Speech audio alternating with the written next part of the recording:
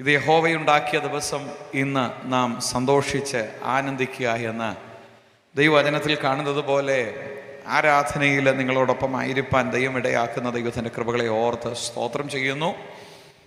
ഈ സ്ഥലം സഭയുടെ ശുശ്രൂഷകനും അനുഗ്രഹിക്കപ്പെട്ട നിലയിൽ നേതൃത്വം നൽകുന്ന കർത്താവിൻ്റെ ദാസനെ ഓർത്ത് സ്തോത്രം ചെയ്യുന്നു.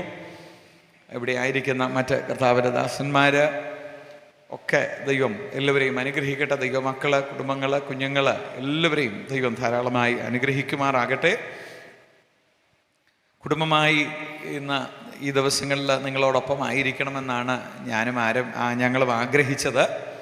അതിനുവേണ്ടി ഞങ്ങൾ പല ക്രമീകരണങ്ങളും ഒക്കെ ചെയ്യുവാനായിട്ടിടയായി തീർന്നു. എന്നാൽ കുഞ്ഞുങ്ങളെ രണ്ടുപേരെയും ഫ്രൈഡേ അവരുടെ സ്കൂളിൽ നിർബന്ധമായിട്ടും അവരുടെ പ്രോഗ്രാമിന്, സ്പെഷ്യൽ പ്രോഗ്രാമിന് അവർ രണ്ടുപേരും ചെല്ലണമെന്ന് പറഞ്ഞു. അപ്പോൾ ഞങ്ങൾ പറഞ്ഞു ശരി, എന്നാൽ സാറ്റർഡേ മോർണിംഗ്, ശനിക്കിഴമ കാലയിൽ അവർ ട്രെയിനിൽ വരാമെന്നൊക്കെ പ്ലാൻ ഇട്ടിരുന്നു. അന്നേരമാണ് എൻ്റെ വൈഫിൻ്റെ സിസ്റ്ററും ഫാമിലിയും അവർ അങ്ങ് കോട്ടയത്തേക്ക് വരുന്നു എന്ന് പറഞ്ഞ് വിളിക്കുവാനായിട്ടിടയായിത്തീർന്നത്. അങ്ങനെ അവർക്ക് വരാനായിട്ട് സാധിച്ചില്ല. പക്ഷേ അവർ നിങ്ങളെ പ്രാർത്ഥനയിൽ വഹിക്കുന്നു. ഇന്ന് പകൽക്കാലം അവിടെയും ഉള്ള ആരാധനകളിൽ ദൈവത്തിൻ്റെ കൃപയും സാന്നിധ്യവും വ്യാപരിപ്പാൻ നിങ്ങൾ ദൈവസന്നിധിയിലെ പ്രാർത്ഥനയോടെ ആയിരിക്കണം. രാവിലെ 8 മണിക്ക് അവിടെ ഇംഗ്ലീഷ് സർവീസുണ്ട്, 10 മണിക്ക് മലയാളം ആരാധനയുണ്ട്. ദൈവം ഇങ്ങനെ നൽകുന്ന അവസരങ്ങൾ, പ്രത്യേകിച്ച് പറഞ്ഞ മുതൽ ഈ വർഷത്തിൻ്റെ അവസാനം, ഡിസംബറിൻ്റെ അവസാനമൊക്കെ ചർച്ചയിൽ നിന്ന് മാറി നിൽക്കുക എന്ന് പറയുന്നത് ഭയങ്കര ബുദ്ധിമുട്ടുള്ള ഒരു കാര്യമാണ്. എന്നാൽ ദൈവത്തിൻ്റെ ദാസൻ്റെ ഇൻവിറ്റേഷന് സ്തോത്രം എനിക്ക് നോ പറയാനായിട്ട് കഴിഞ്ഞില്ല. വളരെ സന്തോഷത്തോടെ കടന്നു വരുവാനായിട്ട് ഇടയായിത്തീർന്നു. സ്വർഗത്തിലെ ദൈവം നിങ്ങളെ എല്ലാവരെയും അനുഗ്രഹിക്കുമാറാകട്ടെ. കർത്താവിൻ്റെ ദാസനും കുടുംബവും, കർത്താവദാസൻ നിർമ്മലും സിസ്റ്ററും ഒക്കെ വളരെ സ്നേഹത്തോടെ എന്നെ ടേക്ക് കെയർ ചെയ്യുവാനായിട്ടിടയായിത്തീർന്നു. നല്ല താമസവും ഭക്ഷണവും ക്രമീകരണങ്ങളും എല്ലാം അവർ നൽകുവാനായിട്ടിടയായിത്തീർന്നു.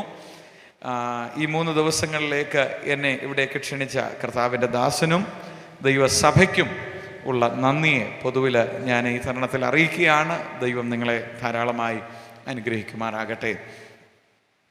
വേഗത്തിൽ ദൈവത്തിൻ്റെ വചനത്തിലേക്ക് പ്രവേശിപ്പാനായിട്ട് ഞാൻ താല്പര്യപ്പെടുകയാണ്.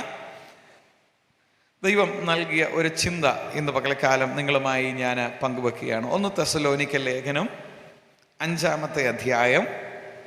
നമുക്കെല്ലാം കാണാതറിയാവുന്ന ചില വാക്യങ്ങൾ അതിനകത്തുണ്ട്. നമ്മൾ പ്രാർത്ഥിക്കുമ്പോഴൊക്കെ ആ വാക്യങ്ങൾ ഉദ്ധരിച്ച്, ആ വാക്യങ്ങൾ പറഞ്ഞ് പ്രാർത്ഥിക്കുന്ന വാക്യങ്ങളാണ്. 1 തെസ്സലോനിക്ക ലേഖനം 5-ാമത്തെ അധ്യായം, അതിൻ്റെ 16, 17, 18, 16, 17, 18 ഈ 3 വാക്യങ്ങൾ ആർക്കെങ്കിലും ശബ്ദമുയർത്തി വായിക്കാം. എപ്പോഴും സന്തോഷിപ്പീൻ, ഇടവിടാതെ പ്രാർത്ഥിപ്പീൻ, എല്ലാറ്റിനും സ്തോത്രം ചെയ്യുവീൻ.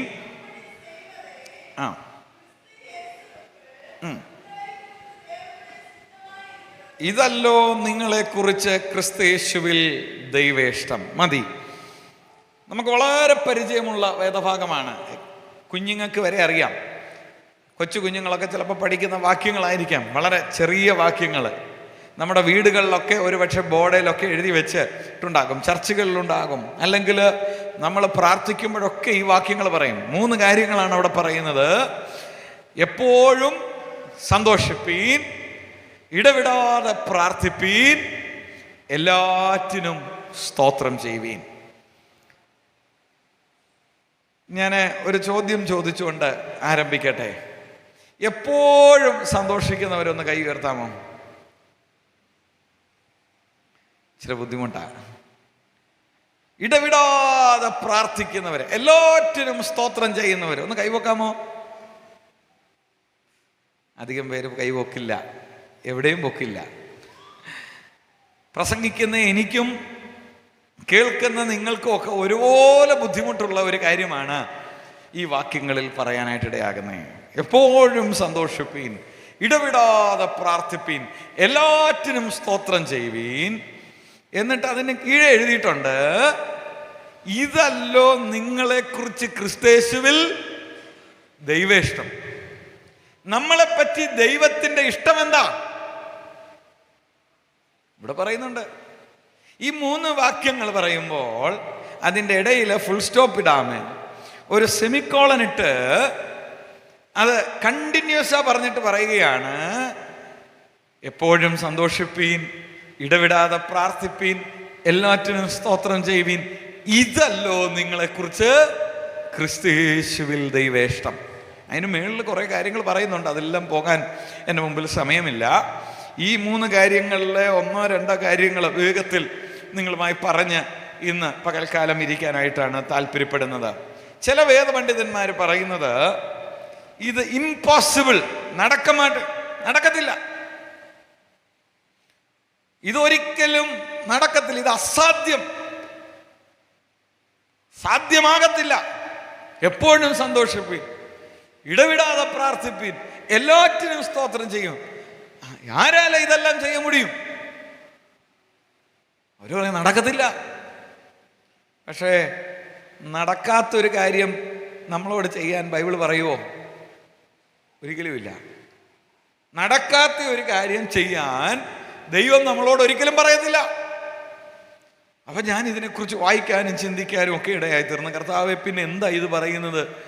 എന്നെക്കൊണ്ട് എപ്പോഴും സന്തോഷിക്കാൻ പറ്റുമോ കർത്താവെ? ഇടവിടാതെ പ്രാർത്ഥിക്കാൻ പറ്റുമോ? എല്ലാറ്റിനും സ്തോത്രം ചെയ്യാൻ പറ്റുമോ എന്ന് ഞാൻ ദൈവസന്നിധിയിൽ ചോദിപ്പാനായിട്ടിടയായി തീർന്നു. ചിലർ പറയും, നമ്മൾ കർത്താവിൻ്റെ അടുക്കലേക്ക് വന്നു കഴിഞ്ഞാൽ നിങ്ങളുടെ എല്ലാ പ്രശ്നവും തീരും. കേട്ടിട്ടുണ്ടോ ഇത്? പല കൺവെൻഷനും ആൾക്കാർ പറയാറുണ്ട്, നിങ്ങൾ യേശുവിൻ്റെ അടുക്കലേക്ക് വാ, നിങ്ങളുടെ എല്ലാ പ്രശ്നത്തിനും പരിഹാരമായി. ഞാൻ ചോദിക്കട്ടെ, എല്ലാ പ്രശ്നവും സോൾവായി, എനിക്ക് പ്രശ്നമേ ഇല്ല എന്നുള്ളവരൊന്ന് കൈ ഉയർത്താവോ? ഇന്ന് രാവിലെ ഇച്ചിരി ശാന്തമായി ചില കാര്യങ്ങൾ നിങ്ങളോട് പങ്കുവെക്കുവാനായിട്ടാണ് എനിക്ക് ദൈവത്തിൻ്റെ ആത്മാവിൽ ആ പ്രേരണ ലഭിച്ചത്. വളരെ സിമ്പിളായി ചില കാര്യങ്ങൾ നിങ്ങളോട് പറയുകയാണ്. എല്ലാ പ്രശ്നങ്ങളും തീർന്നിട്ടില്ല. രക്ഷിക്കപ്പെട്ട് വന്ന നാളിൽ പല വിഷയങ്ങൾക്ക് ദൈവം വിടുതൽ തന്നു, രോഗസൗഖ്യം തന്നു, അത്ഭുതങ്ങൾ ദൈവം ചെയ്തു. പക്ഷേ പിന്നെയും വേറെ പ്രശ്നങ്ങൾ വന്നു, പിന്നെയും പ്രയാസങ്ങൾ വന്നു, പിന്നെയും സങ്കടം വന്നു, പിന്നെയും ദുഃഖം വന്നു. എപ്പോഴും സന്തോഷിക്കാൻ എങ്ങനെ പറ്റും? ഇടവിടാതെ പ്രാർത്ഥിക്കാൻ എങ്ങനെ പറ്റും? എല്ലാറ്റിനും സ്തോത്രം ചെയ്യാൻ എങ്ങനെ പറ്റും? മിക്ക കാര്യങ്ങൾക്കും സ്തോത്രം ചെയ്യാം, എല്ലാറ്റിനും സ്തോത്രം ചെയ്യാൻ പറ്റുമോ? അപ്പോൾ എല്ലാ പ്രശ്നവും മാറിയിട്ട് സ്തോത്രം ചെയ്യാമെന്ന് വിചാരിച്ചാൽ നടക്കത്തില്ല. അത് നടക്കണമെന്നുണ്ടെങ്കിൽ മരിച്ചിട്ടേ പറ്റുള്ളൂ. മരിച്ചു കഴിഞ്ഞാൽ പിന്നെ സ്തോത്രം ചെയ്യാൻ പറ്റുകയില്ല. മരിക്കുന്ന ദിവസം വരെ, മരണം വരെ പ്രതിസന്ധികൾ വന്നിട്ടേയിരിക്കും. ചെറുപ്പക്കാരോട് ചോദിച്ചാൽ അവർക്ക് അവരുടെ പ്രശ്നമുണ്ട്, കുഞ്ഞുങ്ങളോട് ചോദിച്ചാൽ അവരുടെ പ്രശ്നം അവർക്കുണ്ട്. പോട്ടെ, അപ്പനോ അമ്മയോട് ചോദിച്ചാൽ അവർക്കറിയാം വേറെ പ്രശ്നങ്ങൾ. എന്നാൽ ഇനി അപ്പനും അമ്മയും ഒക്കെ കഴിഞ്ഞ് ഇനി വല്യപ്പനും വല്യമ്മയായ താത്താപ്പാട്ടിയൊക്കെ ആയാലും പ്രശ്നം തീരുമോ? ഇല്ല. അന്നേരം പ്രായത്തിൻ്റെതായ കുറെ പ്രശ്നങ്ങൾ വരും. അവസാന ദിവസം വരെയും ജീവിതത്തിൽ പ്രശ്നങ്ങൾ ഒരുപക്ഷെ വന്നുകൊണ്ടേയിരിക്കും. എന്നാൽ വേദപുസ്തകം പറയാണ്, എപ്പോഴും സന്തോഷിപ്പീൻ, ഇടവിടാതെ പ്രാർത്ഥിപ്പീൻ, എല്ലാറ്റിനും സ്തോത്രം ചെയ്യുവീൻ, ഇതല്ലോ നിങ്ങളെക്കുറിച്ച് ക്രിസ്തുയേശുവിൽ ദൈവേഷ്ടം. ദൈവത്തിൻ്റെ ഇഷ്ടം ചെയ്യണമെന്ന് ആഗ്രഹമുള്ളവരാ നമ്മളെല്ലാവരും, അല്ലേ? ദൈവ ഇഷ്ടം ചെയ്യണമെന്ന് ആഗ്രഹമുള്ളവരാ. പക്ഷെ ദൈവം പറയാ, എനിക്ക് നിങ്ങളെക്കുറിച്ചുള്ള ഇഷ്ടം എന്താണെന്നറിയാമോ? എപ്പോഴും സന്തോഷിപ്പീൻ, ഇടവിടാതെ പ്രാർത്ഥിപ്പീൻ, എല്ലാറ്റിനും സ്തോത്രം ചെയ്യുവീൻ. ഞാൻ വേഗത്തിൽ മെസ്സേജിലേക്ക്, അതിൻ്റെ ഉള്ളിലേക്ക് വരികയാണ്. ജീവിതത്തിൽ പ്രതിസന്ധി മാറിയിട്ട്, പ്രശ്നം മാറിയിട്ട് സ്തോത്രം ചെയ്യാൻ പറ്റില്ല. അപ്പോൾ ഇപ്പൊ പ്രശ്നം ഇരിക്കെ നമ്മൾ എന്ത് ചെയ്യണം? സന്തോഷിക്കണം, സ്തോത്രം ചെയ്യണം, ഇടവിടാതെ പ്രാർത്ഥിക്കണം. എങ്ങനെ പറ്റും? ഒരു വാക്യം, സങ്കീർത്തനം 34 സങ്കീർത്തനം, അതിൻ്റെ 19 വചനം, 19 വചനം. ആ നീതിമാന്റെ അനർത്ഥങ്ങൾ അസംഖ്യമാകുന്നു,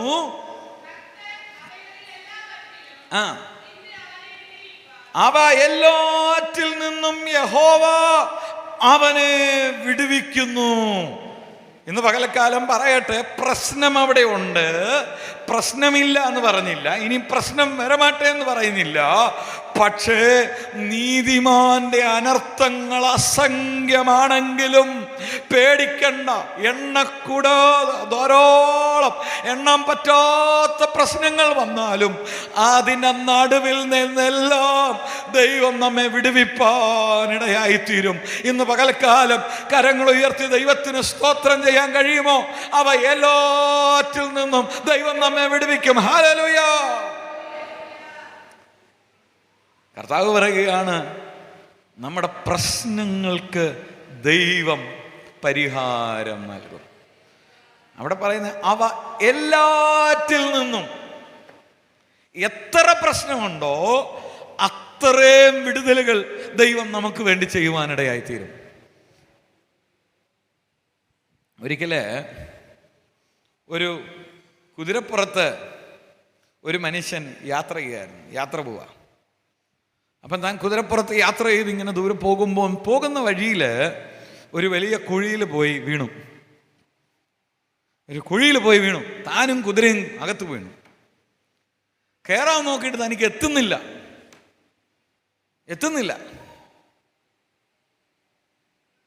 ഈ മനുഷ്യൻ ആകപ്പാടെ വിഷമിച്ചു. യാത്ര പോവുകയാണ്, കുതിര ഇങ്ങനെ കിടക്കുക. അദ്ദേഹത്തിന് നോക്കിയിട്ട് വിളിച്ചു നോക്കി, അലച്ചു നോക്കി, ആരും കേൾക്കാനില്ല, രക്ഷപ്പെടാൻ പറ്റുന്നില്ല. അദ്ദേഹം അവസാനം ചിന്തിച്ച് ഈ കുതിരയെ എഴുന്നേൽപ്പിച്ചു നിർത്തി. എന്നിട്ട് കുതിരയുടെ മേളിൽ കയറിയിട്ട് അവിടെ നിന്ന് താൻ എത്തിച്ചാടി കുഴിയുടെ വെളി വരുവാനായിട്ടിടയായി തീർന്നു. എന്നിട്ട് കുതിരയെ പിടിച്ച് താൻ വലിക്കുക, കയറ്റാൻ. കുതിരയെ ഒരു മനുഷ്യൻ വലിച്ച് കയറ്റാൻ മുടിയുമാ? 2 പേര് 4 പേര് 5 പേര് വലിച്ചാലും കുതിരയെ പൊക്കി എടുത്ത് കുഴിയിൽ നിന്ന് പുറത്ത് കൊണ്ടുവരാൻ പറ്റില്ല. അതിനകത്ത് കിടക്കുക. താൻ നോക്കിയപ്പോൾ ഈ കുതിര ഇങ്ങനെ അതിനകത്തൂടെ നടക്കുക, വളരെ ഞൊണ്ടി ഇങ്ങനെ നടക്കുക. അപ്പം നാം വിചാരിച്ചു, ഈ കുതിരയുടെ കാലൊക്കെ പോയി, ഒത്തിരി വർഷമായ പഴയ കുതിരയാ, ചാകാറായ കുതിരയാ, ഇനി ഈ കുതിരയെ കൊണ്ട് എനിക്ക് വലിയ പ്രയോജനമൊന്നുമില്ല. എന്നാൽ ഈ കുതിരയെ ജീവനോടെ മണ്ണിട്ട് മൂടിക്കളാം വിചാരിച്ചു. അദ്ദേഹം അവിടുന്ന് മണ്ണെടുത്ത് എന്ത് ചെയ്യുന്നറിയാമായിരുന്നു? മുമ്പ് അടുത്ത് മണ്ണെടുത്ത് ഇങ്ങനെ കുഴിയിലോട്ട് ഇട്ടുകൊണ്ടിരിക്കുക. അപ്പൊ കുതിരയകത്ത് കിടക്കുക. കുതിര ചിന്തിക്കുക, അയ്യോ ഈ പുള്ളി എനിക്ക് വേണ്ടിയിട്ട് വഴിയുണ്ടാക്കുക. കുതിര ചിന്തിക്കുന്നത്, യജമാനൻ എനിക്കാകെ വഴിയുണ്ടാക്കുക. മണ്ണ് വന്നിങ്ങനെ വീണോണ്ടേ ഇരിക്കുക. കുതിര ഇടയ്ക്കൊന്ന് നോക്കിയപ്പം വഴിയൊന്നുമില്ല. കുതിരയ്ക്ക് മനസ്സിലായി, എൻ്റെ യജമാനൻ എന്നെ ജീവനോടെ കുഴിച്ചു മൂടാൻ പോവുകയാ. കുതിരയ്ക്ക് ആകെ സങ്കടമായി, വേദനയായി, വിഷമമായി. പക്ഷെ കുതിര എന്ത് ചെയ്തെന്നറിയാമോ? മുതുകത്ത് വീണ മണ്ണ് കുടഞ്ഞു കളഞ്ഞു. പിന്നെ മണ്ണും ചേറും അഴുക്കും വീണുകൊണ്ടേയിരുന്നു. അത് വീണ്ടും കുടഞ്ഞു കളഞ്ഞു. അതിൻ്റെ കാല് വെച്ച് ഈ മണ്ണെല്ലാം ഒരു സൈഡിൽ കൂട്ടാൻ തുടങ്ങി. വീണ്ടും മണ്ണ് വന്നിട്ടേയിരുന്നു. ഇദ്ദേഹം മണ്ണിട്ടുകൊണ്ടേയിരുന്നു. കുതിര കാല് വെച്ച് ആ മണ്ണ് ഒരു സൈഡിലേക്ക് ചേർത്ത് ഒരു സ്ലോപ്പ് ഉണ്ടാക്കാനായിട്ടിടയായി. കുറേ മണിക്കൂറുകൾ കഴിഞ്ഞപ്പോൾ ഇയാൾ മണ്ണിട്ടുകൊണ്ടിരിക്കുമ്പം ഈ കുതിര ഇതിനകത്തൂടെ ചാടി പുറത്തു വന്ന് രക്ഷപ്പെടുവാനിടയായി. ഇന്ന് പകൽക്കാലം പറയട്ടെ, പ്രശ്നം മാറിയിട്ട് നിനക്ക് സ്തോത്രം ചെയ്യാൻ പറ്റില്ല, സന്തോഷിക്കാൻ പറ്റില്ല. പക്ഷെ പ്രശ്നമാണ് നിന്റെ കാലിൻ്റെ കീഴെ കൊണ്ടുവന്നാൽ, യേശുവിൻ നാമത്തിൽ അന്ത പ്രശ്നത്തിന്മേൽ ജയമെടുത്താൽ, അത് നിന്റെ കാൽ കീഴാക്കിയാൽ, നിന്റെ വളർച്ചയ്ക്ക് പുറത്തു വരാനുള്ള സ്റ്റെപ്പായി, ചവിട്ടുപടിയായി ആ പ്രശ്നം മാറുവാനിടയായി. ഒരു പ്രശ്നത്തെ കാൽ കീഴാക്ക്, അതിൻ്റെ മേലെ അടുത്ത പ്രശ്നത്തെ കാൽ കീഴാക്ക്, അതിന്റെ മേലെയേറ്. നീ കിടക്കുന്ന കുഴിക്കകത്തുനിന്ന് നിനക്ക് പുറത്തു വരാൻ ഈ പ്രശ്നം താൻ വഴി എന്ന് മറന്നു പോകല്ല. ആ പ്രശ്നത്തിന് മേൽ ജയം ദൈവം നിനക്ക് തരുവാനിടയായി തീരും. നമ്മൾ നോക്കും വഴി വരും വഴി വരും. എന്നാൽ ഞാൻ പറയട്ടെ, നിന്റെ വിടുതലിൻ്റെ വഴി ആ പ്രശ്നമാണ് എന്ന് മറക്കല്ല്. ആ പ്രശ്നത്തെ കാൽ കീഴവേ, അപ്പം നീ ഉയരത്തിലേക്ക് ഉയരും. നീ അടുത്ത പ്രശ്നം വരുമ്പം വീണ്ടും കാൽ കീഴാക്ക്, അതിൻ്റെ മേൽ വീണ്ടും ഉയരുവാനിടയായിത്തീരും. സ്വർഗത്തിലെ ദൈവം നമ്മുടെ വളർച്ചയ്ക്കായി, നമ്മുടെ ഉയർച്ചയ്ക്കായി വെച്ചിരിക്കുന്ന അനുഗ്രഹത്തിൻ്റെ വഴിയാണ് ഈ പ്രശ്നമെന്ന് മറക്കല്ല്. ദൈവവചനം പറയാ, പ്രശ്നത്തിന് സന്തോഷിക്കുക, എപ്പോഴും സന്തോഷിപ്പീൻ. പറയട്ടെ, ചില പ്രയാസങ്ങൾ, ചില പ്രശ്നങ്ങൾ ജീവനോടെ നമ്മെ കുഴിച്ചു മൂടാൻ പരിശ്രമിക്കുമ്പോൾ, ജീവനോടെ തകർത്ത് കളയാൻ പരിശ്രമിക്കുമ്പോൾ, പിശാച് ലോകം മണ്ണ് വാരി എറിയുമ്പോൾ, ചെളി വാരി എറിയുമ്പോൾ, ഇന്ന് പകൽക്കാലം അതിൻ്റെ നടുവിൽ സങ്കടപ്പെട്ടിരിക്കാനല്ല, അത് കുടഞ്ഞു കളഞ്ഞിട്ട് പുറത്തേക്ക് വാ. ദൈവം ജയത്തോടെ നിന്നെ വഴി നടത്തുവാനിടയായിത്തീരും. ഇത് ചില ആൾക്കാർ പറയും, എല്ലാത്തിനും പോസിറ്റീവ് തിങ്കിങ്, ക്രിയാത്മകമായ നല്ല ചിന്തകൾ വെച്ചാൽ ഈ പ്രശ്നങ്ങളെല്ലാം പോകും. അത് സെക്യുലർ വേൾഡ് പറയും. പക്ഷെ ഞാൻ പറയുന്നത്, ലോകം പറയുന്നത് പോലെ ഒരു പോസിറ്റീവ് തിങ്കിങ് അല്ല. ചില പറയും, എനിക്ക് രോഗമില്ല, രോഗത്തിൽ കിടക്കുമ്പോഴും പറയും രോഗമില്ല, എനിക്ക് സൗഖ്യമായി എന്ന് പറഞ്ഞാൽ ചിലർ പറയും സൗഖ്യമാകും. നല്ല കാര്യം. പക്ഷെ ഞാൻ പറയുന്നത് അതിൻ്റെ കാര്യമല്ല. ഞാൻ പറയുന്നത് ഒരു ദൈവ പൈതലിൻ്റെ ഒരു അനുഭവത്തെക്കുറിച്ചാണ് പറയുന്നത്. ലോക മനുഷ്യനെ പോലെ അല്ല ഒരു ദൈവ പൈതൽ. ഒരു ദൈവ പൈതലിനെ കുറിച്ച് ദൈവത്തിന് വ്യക്തമായ ഒരു പ്ലാനുണ്ട്. സ്തോത്രം. റോമാലേഖനത്തിൽ 8-ാം അധ്യായം അതിൻ്റെ 28-ാം വാക്യം വായിക്കുമ്പോൾ ഒരു ദൈവ പൈതലിനെ കുറിച്ചുള്ള ദൈവത്തിൻ്റെ പ്ലാൻ ദൈവം അവിടെ പറഞ്ഞിട്ടുണ്ട്. പോസിറ്റീവ് തിങ്കിങ് അല്ല, ഒരു വ്യത്യസ്തനായ ഒരു ദൈവ പൈതലിനെ കുറിച്ചുള്ള ദൈവത്തിൻ്റെ പദ്ധതി. 8:28.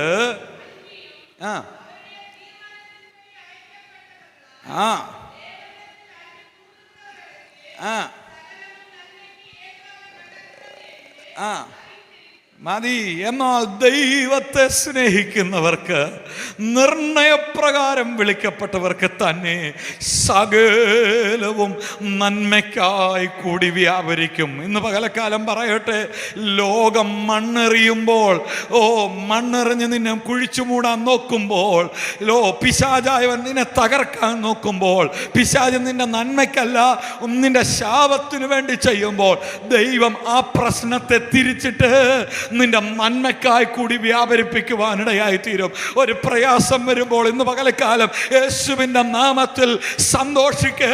കാരണം ആ പ്രശ്നം നിന്നെ വളർത്താൻ പോകുകയാ. ആ പ്രശ്നത്തെ നിൻ കാൽ കീഴാക്കുമ്പോൾ നീ ഉയരാൻ പോകുകയാ. ദൈവം അത് നന്മയ്ക്കായി കൂടി വ്യാപരിപ്പിക്കാൻ പോകുകയാ. ദൈവം ആ പ്രശ്നത്തെ നിന്റെ ജീവിതത്തിൽ വളർച്ചയ്ക്ക് കാരണമാകുവാനിടയാകും. സ്തോത്രം. കോട്ടയത്ത് ഒരു ചെറിയ പ്രവർത്തനവുമായിട്ട് ഞാൻ ചെല്ലുമ്പോൾ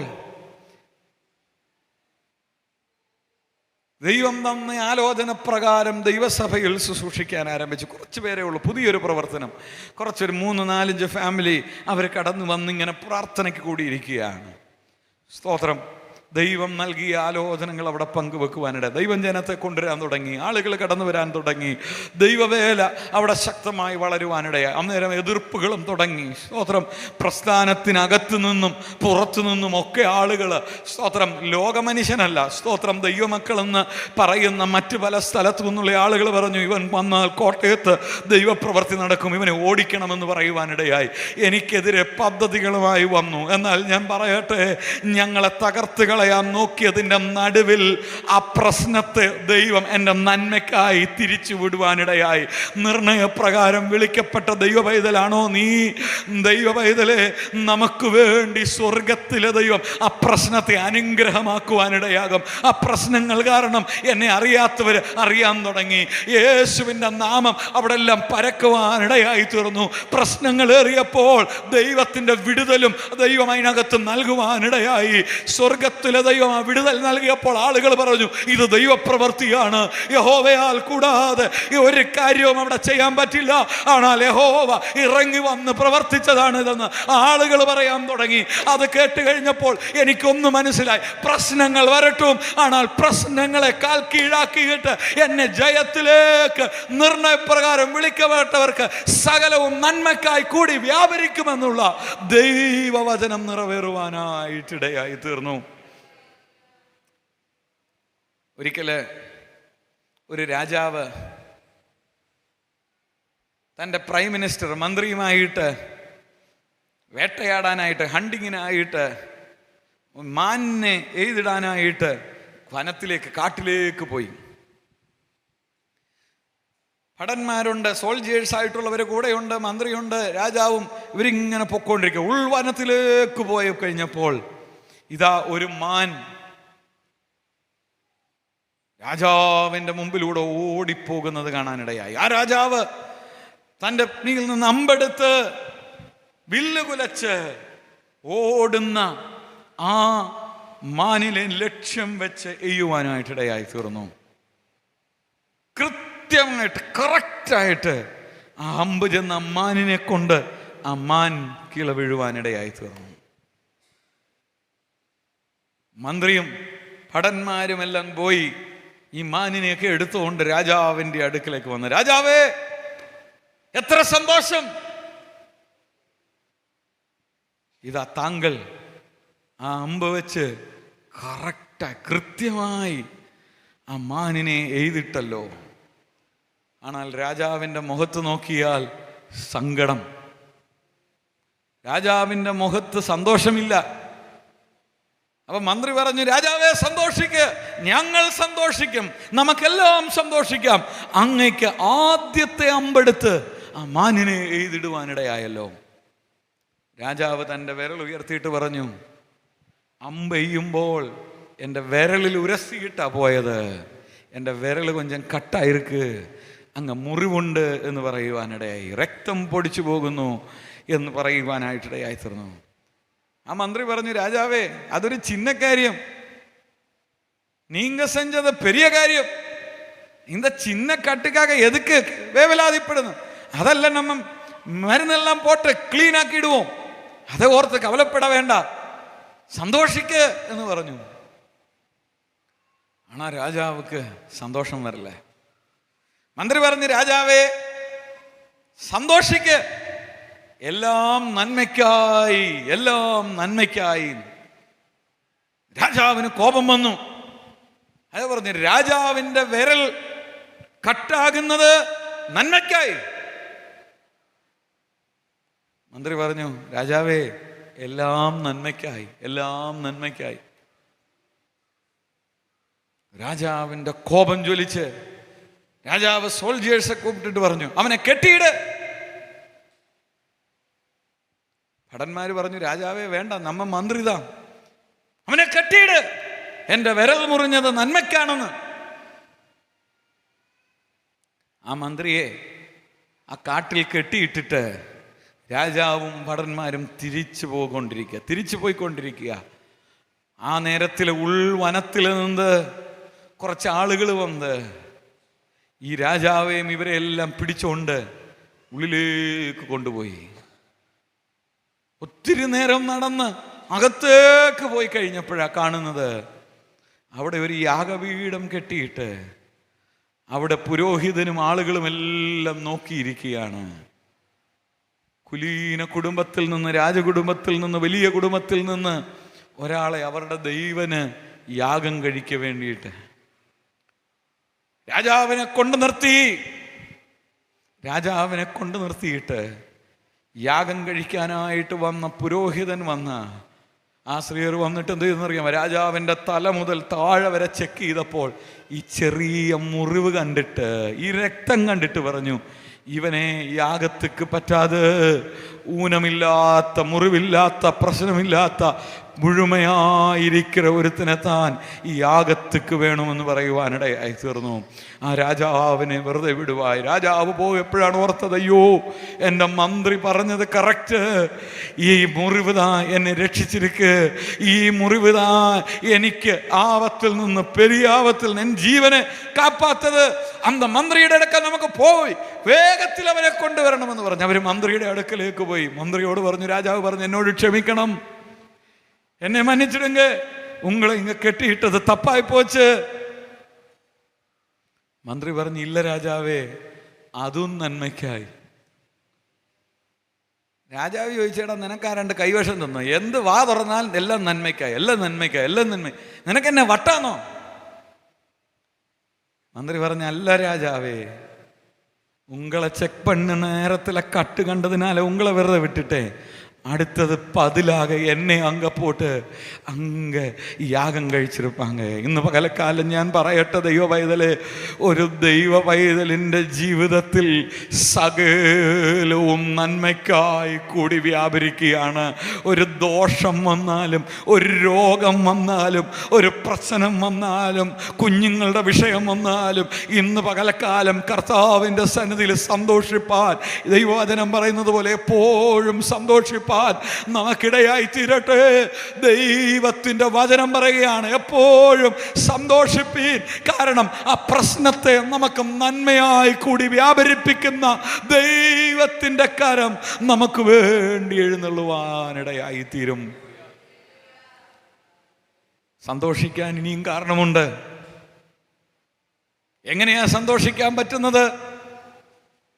നമ്മൾ പറഞ്ഞു, നീതിമാന്റെ അനർത്ഥങ്ങൾ അസംഖ്യമാകുന്നു, അവ എല്ലാറ്റിൽ നിന്നും യഹോവ അവനെ വിടുവിക്കുന്നു. രണ്ടാമത് നമ്മൾ പറഞ്ഞു, എന്നാൽ ദൈവത്തെ സ്നേഹിക്കുന്നവർക്ക്, നിർണയപ്രകാരം വിളിക്കപ്പെട്ടവർക്ക് സകലവും നന്മയ്ക്കായി കൂടി വ്യാപരിക്കുവാനായിട്ടിടയായിത്തീരും.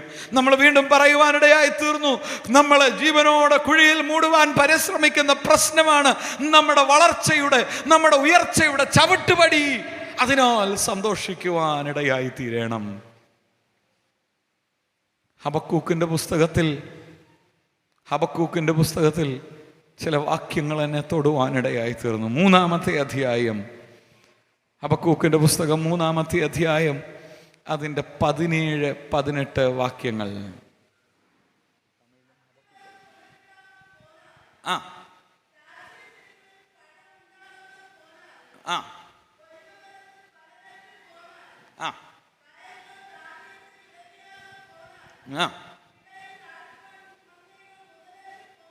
ആ ആ എങ്കിലും ഞാൻ യഹോവയിൽ ആനന്ദിക്കും, എന്റെ രക്ഷയുടെ ദൈവത്തിൽ ഘോഷിച്ചുല്ലസിക്കുവാനിടയാകാൻ ഞാൻ കളികൂറുവാനിടയായി തീരും. എന്താണ് ഈ ഹബക്കൂക്ക് പറയുന്നത്? ഹബക്കൂക്ക്, എപ്പോഴാ നീ സന്തോഷിക്കുന്നത്? അവൻ പറയുകയാണ്, അത്തിവൃക്ഷം തളിർത്തില്ല, മുന്തിരിവള്ളിയിൽ അനുഭവമുണ്ടായില്ല, ഒലിവ് മരത്തിൻ്റെ പ്രയത്നം നിഷ്ഫലമാകും, നിലത്ത് ആഹാരം വിളയുന്നില്ല, ആട്ടിൻകൂട്ടം തൊഴുത്തിൽ നിന്ന് നശിച്ചുപോയി. ഇതിലും വലിയ പ്രശ്നം എന്താ ഉള്ളത്? എല്ലാം പോയി, സകലവും തീർന്നു, ഒന്നുമില്ലാതെ. ആട്ടിൻകൂട്ടവുമില്ല, നിലത്താഹാരവുമില്ല, മുന്തിരിവള്ളിയില്ല, ഒലിവ് മരമില്ല, ആഹാരമില്ല, ഒന്നുമില്ലെങ്കിലും അവന് പറയാനുള്ള ഒരു കാര്യമുണ്ട്, എങ്കിലും ഞാൻ യഹോവയിൽ ആനന്ദിക്കും. എന്തുകൊണ്ടാണെന്നറിയാമോ? എന്തിനാ നീ ആരാധിക്കുന്നത്? എന്തിനാ നീ സന്തോഷിക്കുന്നത്? അവൻ പറയും, എൻ്റെ സന്തോഷം ഈ വിഷയങ്ങളിലല്ല, എനിക്കതിനേക്കാൾ വലിയൊരു സന്തോഷമുണ്ട്. എൻ്റെ ദൈവം എനിക്ക് രക്ഷയെ തന്നിട്ടുണ്ട്. ആ രക്ഷയുടെ സന്തോഷത്തിൽ ഞാൻ കളികൂറുവാനിടയായിത്തീരും. ഇന്ന് പകൽക്കാലം ഞാൻ പറയട്ടെ, നമ്മുടെ സന്തോഷമെന്ന് പറയുന്നത് ഈ ലോകത്തിലെ കാര്യങ്ങളിലേക്കാളുപരിയായി ദൈവം നമുക്ക് തന്ന രക്ഷയിൽ സന്തോഷിപ്പാനിടയാകണം. യോബിനെ നോക്ക്, യോബിൻ്റെ സകലവും പോയി. അവൻ്റെ ആടും മാടും ഒട്ടകവും കന്നുകാലികളും ദാസന്മാരും ദാസിമാരും മക്കളും എല്ലാം തീർന്നുപോയി. എന്നാലും അവൻ പറയുന്നൊരു കാര്യമുണ്ട്, യഹോവ തന്നു, യഹോവ എടുത്തു, അവൻ്റെ നാമം വാഴ്ത്തപ്പെടുമാറാകട്ടെ. ഭാര്യ പറഞ്ഞു, നീ പോയി കെട്ടിനാന്ന് ചത്തുകളാ. അവൻ പറയും, ഒരു പൊട്ടി സംസാരിക്കുന്നത് പോലെ നീ സംസാരിക്കുകയാണ്. എൻ്റെ ദൈവം നൽകുന്ന ഏതൊരവസ്ഥയിലോ ഞാൻ അവനെ കാണും. അന്യനല്ല, എൻ്റെ സ്വന്തം കണ്ണാൽ ഞാൻ അവനെ കാണും. എന്തുകൊണ്ടെന്നാൽ എനിക്ക് ദൈവം രക്ഷ തന്നിട്ടുണ്ട്. ആ രക്ഷയുടെ സന്തോഷത്തിൽ ഞാൻ ആനന്ദിക്കുവാനിടയായിത്തീരും. ഞാൻ ചോദിക്കട്ടെ, ഈ ലോകത്തിലെ കാര്യങ്ങളിലാണോ നമ്മുടെ സന്തോഷം? നമുക്കൊരു വീടുണ്ട്, നന്ദി, ദൈവത്തിന് സ്തോത്രം. ദൈവം മക്കളെ തന്നിട്ടുണ്ടെങ്കിൽ ദൈവത്തിന് നന്ദി, സ്തോത്രം, സന്തോഷിക്കാം. ഒരു കാർ ദൈവം തന്നിട്ടുണ്ടെങ്കിൽ, ഒരു 2 വീലർ ദൈവം തന്നിട്ടുണ്ടെങ്കിൽ, ഒരു ജോലി ദൈവം തന്നിട്ടുണ്ടെങ്കിൽ, എഴുന്നേറ്റ് നിൽക്കുവാൻ ആരോഗ്യം ദൈവം തന്നിട്ടുണ്ടെങ്കിൽ ആ ദൈവത്തിൽ സന്തോഷിക്കാം. പക്ഷെ ഞാൻ പറയട്ടെ, ഇതൊന്നുമില്ലെങ്കിലും ദൈവത്തിൽ സന്തോഷിക്കാൻ പറ്റണം. കാരണം ദൈവം നമുക്ക് കാൽവറിയിൽ യാഗമായി നിന്നും തന്നതിലൂടെ ലഭിച്ച ആ രക്ഷയുണ്ടല്ലോ, ആ രക്ഷയെ എടുത്തു കളയാൻ ഇതിനൊന്നിനും പറ്റില്ല. ആ രക്ഷയ്ക്കായി ദൈവത്തിന് നന്ദി പറയുവാനിടയാകും. സ്വന്തമായ വീടില്ലെങ്കിലും വാടകയ്ക്ക് വീട്ടിൽ താമസിച്ചാലും ഇന്ന് പകൽക്കാലം പറയട്ടെ, രക്ഷയ്ക്ക് ഒരു മാറ്റവുമില്ല. കഴിക്കാൻ കഞ്ഞിയേ ഉള്ളൂവെങ്കിലും, വെറും ചോറും മുളകും പൊട്ടിച്ച് ആഹാരം കഴിച്ചെങ്കിലും, വിഭവസമൃദ്ധമായി 10 ഐറ്റം വെച്ച് ആഹാരം കഴിക്കാനില്ലെങ്കിലും, 5 സ്റ്റാർ ഹോട്ടലിലെ ഫുഡില്ലെങ്കിലും ഇന്ന് പകൽക്കാലം പറയട്ടെ, രക്ഷയ്ക്ക് ഇത് നഷ്ടമാകില്ല. രക്ഷ ദൈവം നിനക്ക് ദാനമായി തന്നിരിക്കുക. ഒരു കേൾവി ഞാൻ കേൾക്കട്ടെ. നമുക്കൊരു രോഗം വന്നു. രോഗത്തിൻ്റെ തമിഴെന്തോ? വ്യാധി. നമുക്കൊരു വ്യാധി വന്നു. അന്ധവ്യാധിക്ക് നമ്മ മേലെ ചെയ്യാൻ പറ്റുന്ന ഏറ്റവും പെരിയ കാര്യം എന്ന്, അന്ധവ്യാധിക്ക് എന്ത വ്യാധിനാലും ഒരു കിട്ടും. നമ്മ മേലെ ചെയ്യാൻ പറ്റുന്ന ഏറ്റവും വലിയ കാര്യം എന്തോ? ഈ വ്യാധി കൂടിയിട്ട് ഹോസ്പിറ്റലിൽ അഡ്മിറ്റ് ആകില്ല. ഡോക്ടേഴ്സ് മാറി മാറി വന്ന് സ്പെഷ്യലിസ്റ്റിൻ്റെ അടുക്കെ പോയി, സ്പെഷ്യൽ ഹോസ്പിറ്റലിൽ പോയി, ICUവിൽ പോയി, എല്ലാം ചെയ്യാം. എന്നിട്ടും വ്യാധി മാറില്ലേനാ? നമുക്ക് പറ്റുന്ന ഏറ്റവും വലിയ കാര്യം എന്താണെന്നറിയാം? നമ്മൾ മരിച്ച് നമ്മളെ മണ്ണിനോട് ചേരുവാനിടയാകും. പക്ഷെ ഞാനൊരു കേൾവി അവിടെ കേൾക്കട്ടെ. இந்த வியாதிக்கு ஆண்டவர் கொடுத்திருக்கிற ரட்சை எடுக்க முடியுமா? ആ രക്ഷയെ ഇല്ലായ്മ பண்ண முடியுமா? ഇല്ല. എന്ത പ്രശ്നം വന്നാലും, എന്ത വ്യാധി വന്നാലും, എന്ത പണപ്രശ്നം വന്നാലും, ഇന്ന് പകൽക്കാലം ഞാൻ പറയട്ടെ, ഇതിനൊന്നിനും ആ ദൈവം നൽകിയ രക്ഷയെ തൊടാൻ പറ്റത്തില്ല. അത് എടുത്തുകൊണ്ട് പോകാൻ പറ്റില്ല. എനിക്ക് ദൈവം തന്ന രക്ഷയെ തൊടാൻ പിശാചിന് പറ്റില്ല. പിശാചിന് വേണമെങ്കിൽ പ്രശ്നം കൊണ്ടുവരാം, അല്ലെങ്കിൽ രോഗം വരാം. പക്ഷേ രക്ഷ ദൈവത്തിൻ്റെ കയ്യിലാണ്.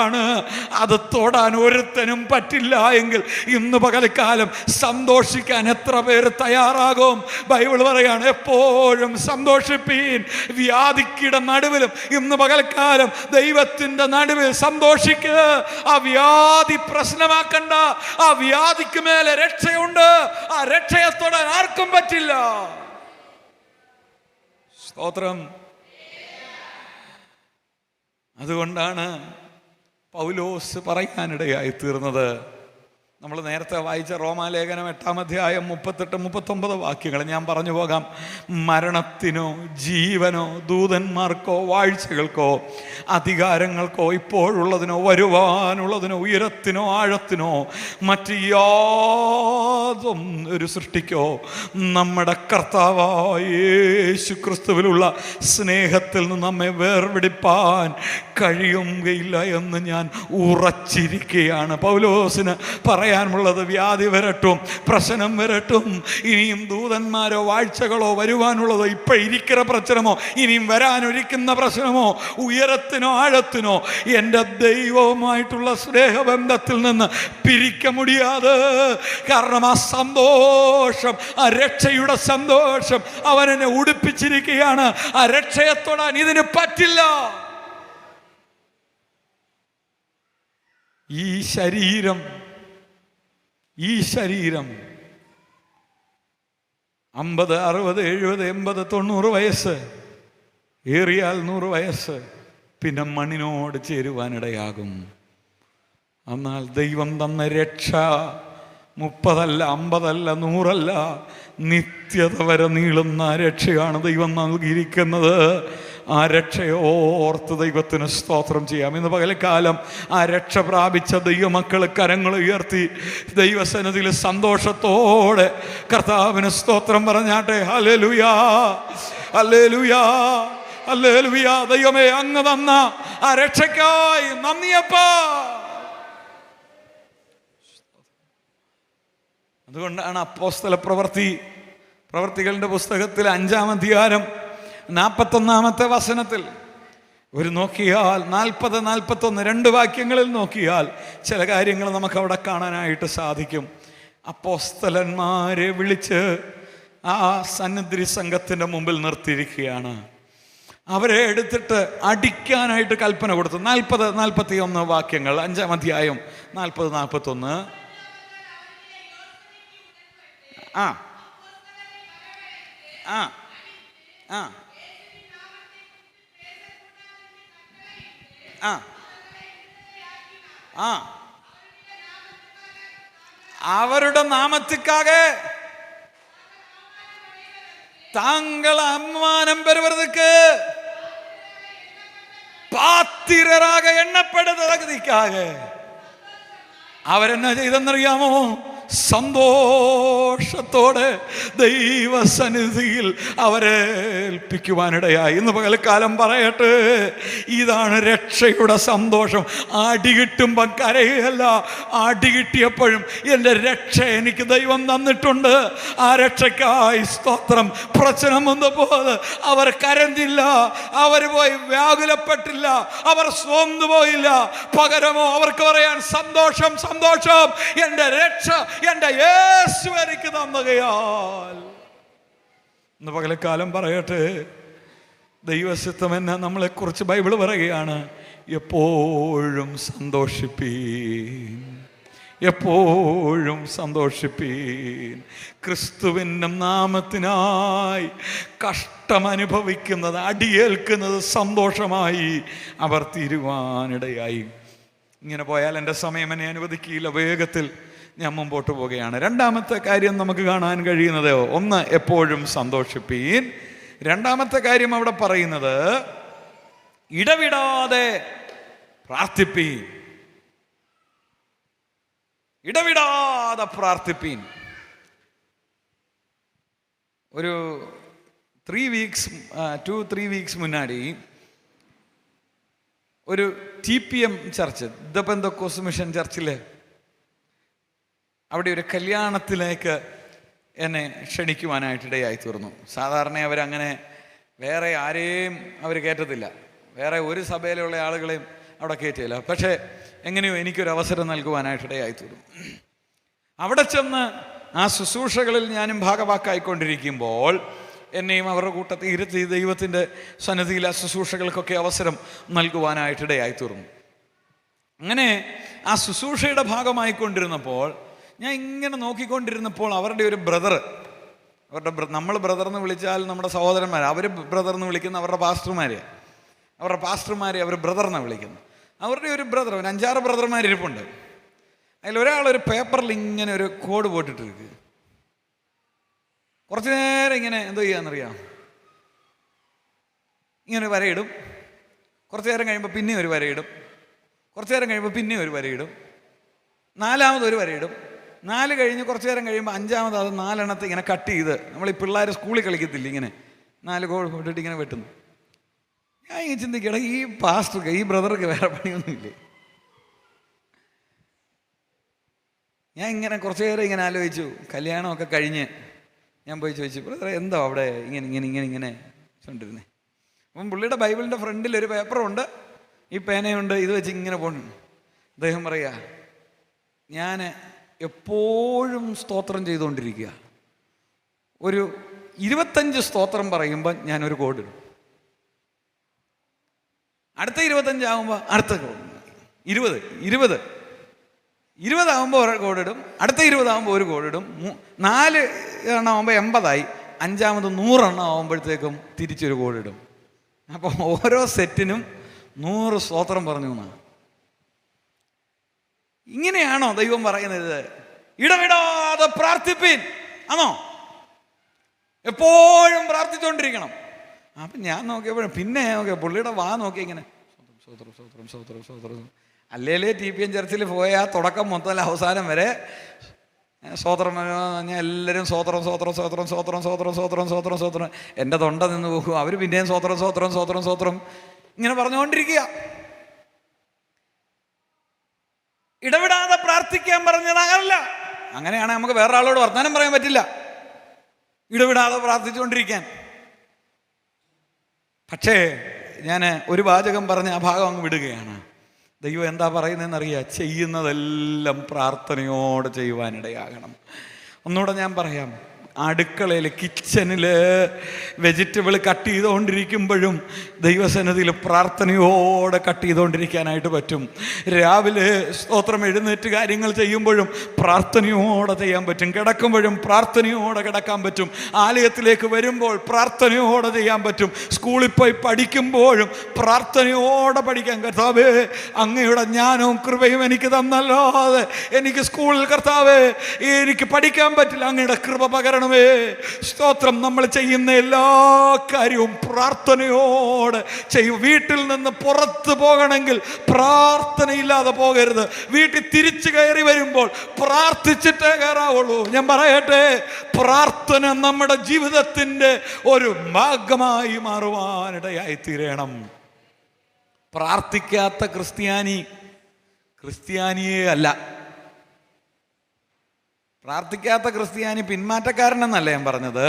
പ്രാർത്ഥിക്കാത്ത ക്രിസ്ത്യാനിയേ അല്ല. പ്രാർത്ഥിക്കാത്ത ഒരാൾ ദൈവപൈതലല്ല. ചർച്ചിൽ വന്നിരുന്ന് കുറച്ചു നേരം പ്രാർത്ഥിക്കുന്ന കാര്യമല്ല ഞാൻ പറയുന്നത്. രാവിലെ വൈകിട്ടും വീട്ടിൽ കുടുംബ പ്രാർത്ഥനയുടെ കാര്യമല്ല പറയുന്നത്. നമ്മുടെ ജീവിതമേ ഒരു ആരാധനയായി പ്രാർത്ഥനയായി എപ്പോഴും മാറുവാനിടയായി തീരണം. ഞാനൊരു കാര്യം ചെയ്താൽ, ഹോട്ടലിൽ പോയാൽ ഒരു ഫുഡ് വാങ്ങിച്ചാൽ അതും പ്രാർത്ഥനയോടെ ഭക്ഷിപ്പാനിടയായി തീരണം. ഞാൻ പുസ്തകം തുറന്ന് വായിക്കാൻ തുടങ്ങിയാൽ പ്രാർത്ഥനയോടെ അത് ചെയ്യുവാനിടയായി തീരണം.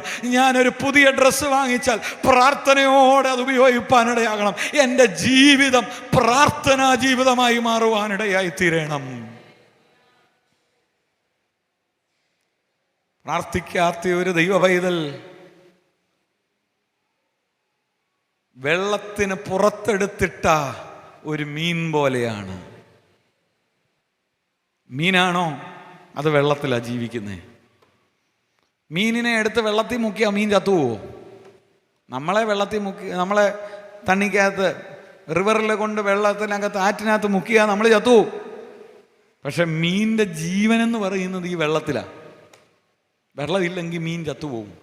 പ്രാർത്ഥനയില്ലെങ്കിൽ ഒരു ദൈവപൈതൽ ആത്മീകമായി മരിച്ചു പോകും, ആത്മീകമായി നാശത്തിലേക്ക് പോകുവാനിടയാകും. ഓരോ ദിവസവും ഓരോ നിമിഷം കഴിയും തോറും പ്രാർത്ഥന കുറഞ്ഞു വരുന്ന ഒരു ദൈവവൈതല് ഓരോ ദിവസവും ഇഞ്ചിഞ്ചായി ഓരോ സെക്കൻഡ് മില്ലിമീറ്ററായി മരിച്ചുകൊണ്ടേയിരിക്കുകയാണ്. പ്രാർത്ഥനയില്ലയോ നീ തകർന്നുകൊണ്ടേയിരിക്കുക. പ്രാർത്ഥനയില്ലയോ നിന്റെ കുടുംബം തകർന്നുകൊണ്ടിരിക്കുക. പ്രാർത്ഥനയില്ലയോ നിന്റെ ജോലിയിൽ ദൈവം നിന്നെ തൊടും. സ്തോത്രം. പ്രാർത്ഥനയില്ലയോ നിന്റെ തലമുറയെ ദൈവം തൊടും. നീ പ്രാർത്ഥിക്കുന്നില്ലയോ നിന്റെ ജീവനെ ദൈവം ക്വസ്റ്റ്യൻ മാർക്കിട്ട് വയ്ക്കും. സ്തോത്രം. പ്രാർത്ഥനയോടെ നാം നിൽക്കുക ാനിടയാകണം. പ്രാർത്ഥനയെപ്പറ്റി പറയുകയാണെങ്കിൽ എനിക്ക് ഒത്തിരി കാര്യങ്ങളുണ്ട്, അതിലേക്ക് ഞാൻ കയറുന്നില്ല. ഒരു ഭാഗം കൂടെ അതിനകത്തുണ്ട്, അതുകൂടെ പറഞ്ഞ് ഞാൻ അവസാനിപ്പിക്കാം. അതിനും കൂടെ ഉള്ള സമയമേ നമ്മുടെ മുമ്പിലുള്ളൂ. സ്തോത്രം. ഒന്നാമത്തെ കാര്യം നമ്മൾ പറഞ്ഞു എപ്പോഴും സന്തോഷിപ്പീൻ. രണ്ടാമത് നമ്മൾ പറഞ്ഞു ഇടവിടാതെ പ്രാർത്ഥിപ്പീൻ. മൂന്നാമത് എല്ലാറ്റിനും സ്തോത്രം ചെയ്യുവീൻ. എല്ലാറ്റിനും സ്തോത്രം ചെയ്യുവീൻ. മനുഷ്യൻ്റെ ഒരു പ്രശ്നമാണ് ഉള്ളതിന് നന്ദി പറയുന്നതിനേക്കാളും കൂടുതൽ ഇല്ലാത്തതിനു വേണ്ടി കരഞ്ഞുകൊണ്ടിരിക്കുക. മനുഷ്യൻ്റെ ഒരു പ്രശ്നമാണ്. ലോകം മുഴുവൻ എവിടെ ചെന്നാലും ഉള്ളൊരു പ്രശ്നമാണ്.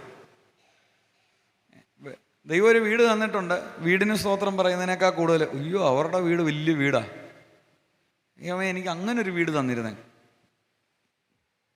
ദൈവം വസ്ത്രം തന്നിട്ടുണ്ട്, പക്ഷേ വേറൊരാളൊരു നല്ല ഡ്രസ്സ് ഇട്ടുണ്ടോ, കർത്താവേ എനിക്കും അവരെക്കാളും നല്ലൊരു ഡ്രസ്സ് കിട്ടിയിരുന്നെങ്കിൽ കൊള്ളേ. ഇല്ലാത്ത വിഷയങ്ങൾക്ക് വേണ്ടിയിട്ട് മനുഷ്യൻ്റെ ആഗ്രഹം, അത് പറയുന്ന അത്യാർത്തി എന്ന് പറയുന്നത് പലപ്പോഴും ബുദ്ധിമുട്ടാണ്. മനുഷ്യൻ നന്ദിയില്ലാത്ത വർഗത്തിൽ, മൃഗങ്ങളെക്കാളും ഒരു മൃഗത്തിന്, ഒരു നായയെ എടുത്താൽ അതിനെ ഒന്ന് സഹായിച്ചാൽ, ഇച്ചിരി ഭക്ഷണം കൊടുത്താൽ, മുറിവുണ്ടെങ്കിൽ ആ മുറിവൊന്ന് കെട്ടിക്കൊടുത്താൽ ആ നായ എന്നും സ്നേഹത്തോടെ നിൽക്കും. അതിനെ അടിച്ചാലും ഓടിച്ചാലും വീട് വിട്ടു പോകാതെ. പക്ഷെ മനുഷ്യന് 100 നന്മ ചെയ്തിട്ട് ഒരു വിഷയത്തിൽ പിണങ്ങിയാൽ മതി, പിന്നെ കണ്ടാ മിണ്ടൂല.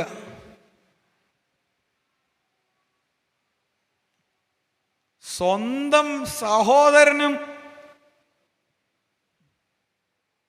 സഹോദരിയോടും അപ്പനോടും ഒക്കെ പിന്നെ ആയുസ് മിണ്ടില്ല. ആ വീട്ടിക്കാരില്ല ചിലര്.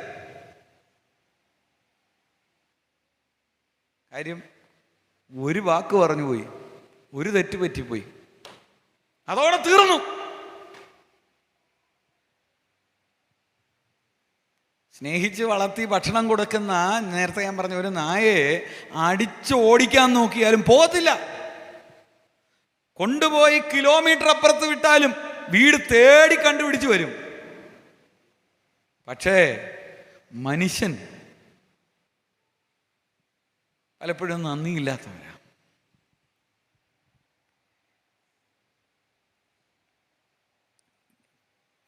ഒരു വിഷയത്തിനകത്ത് പ്രശ്നം കണ്ടുപിടിക്കാൻ നമ്മളെല്ലാം ഭയങ്കര മിടുക്കരാ. പ്രശ്നം കണ്ടുപിടിക്കാൻ നമ്മൾ ഭയങ്കര മിടുക്കരാ. ഒരിക്കല് ഒരു ഭർത്താവ് ഉച്ചയ്ക്ക് വീട്ടിലേക്ക് വേഗം വന്നു കഴിഞ്ഞപ്പം ഭാര്യ ഫുഡൊക്കെ എടുത്ത് വെച്ച് ചോറും കറിയും അതും ഇതും എല്ലാം റെഡിയാക്കി വെച്ച് ഒരു മുട്ട പുഴുങ്ങി കൊണ്ടുവന്ന് വെച്ച് കൊടുത്തു. അവള് നീ എന്നാ കാണിച്ചേ, മുട്ട എന്തിനാ ഇപ്പൊ പുഴുങ്ങിക്കൊണ്ട് വന്നേ? മുട്ട എനിക്ക് പൊരിച്ചു തന്നാതാണ് എനിക്ക് ഇഷ്ടപ്പെടും, നീ എന്തിനാ പുഴുങ്ങിക്കൊണ്ട് വന്നേ? പറഞ്ഞു അതങ്ങോട്ട് തള്ളി മാറ്റി. ആരും ഭാര്യ പറഞ്ഞു കഴിക്ക് നിങ്ങളങ്ങ് കഴിക്ക്, ഇന്ന് ഞാൻ ഉണ്ടാക്കിയതല്ലേ, ഞാൻ കഴിക്കുക. പിന്നെ അദ്ദേഹം പറയാവുന്ന മുഴുവൻ പറഞ്ഞാൻ കഴിച്ചു. അടുത്ത ദിവസം വന്നപ്പം പുള്ളിക്കാരി എന്തെന്നറിയാമോ, ഇതെല്ലാം റെഡിയാക്കി വെച്ച കൂട്ടത്തിൽ മുട്ട പൊരിച്ചു വെച്ചു. അന്നേരം പുള്ളി പറയാം, നിന്റെ അടുത്ത് ആരാ പൊരിക്കാൻ പറഞ്ഞേ? ഇന്നലെ ആ പുഴുങ്ങിയ മുട്ട കഴിച്ചപ്പോൾ നല്ല രുചിയായിരുന്നു, അത് പുഴുങ്ങിയാൽ മതിയായിരുന്നു.